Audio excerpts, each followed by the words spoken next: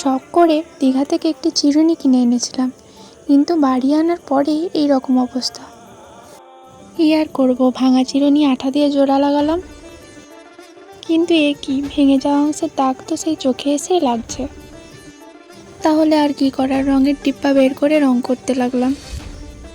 রং নিয়ে তো বসে গেছি, কিন্তু কী রকম রং করব সেটা ঠিক জানি না, তাই মাথায় যা আসবে তাই আঁকবো। প্রথমে কালো রং করে তার উপরে ছোট ছোট লাল রঙের ফুল আঁকলাম। এই রকমই করতে থাকবো, দেখি শেষ পর্যন্ত কি হয়। কিছু তো একটা হবে, সেটা ভালো হবে না খারাপ হবে সেটাই দেখার। একদিকটা প্রায় আমার হতেই চললো, শেষবারের মতো একটু ঠিকঠাক করে নিলাম। অনেকজনকে দেখেছিলাম নিজেদের হেয়ার কেয়ারে এরকম কাঠের চিরুনি ইউজ করতে, তাদেরকে দেখে আমারও ইচ্ছা হয়েছিল এরকম কেনার, তাই দীঘা থেকে শখের বশে এটা আমি কিনে নিয়েছিলাম।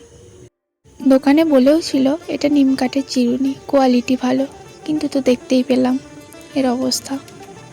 কিন্তু এটা আমি ফেলে দেবো সেটা তো আমি সহজে পারবো না, তাই এটা নিয়ে বসে পড়েছি নিজের কেরামতি দেখানোর জন্য। কথা বলতে বলতে একদিকটা তো হয়েই গেল, এভাবে অন্য পাশটাও করে নেব। অন্য সাইডেও এই একই রকমের জিনিস করেছি, কালো রং করে তার ওপর লাল ফুল এঁকেছি। বাস, কমপ্লিটও হয়ে গেল। দেখে বলো কেমন হয়েছে। আজকের মতো চলি, বাই।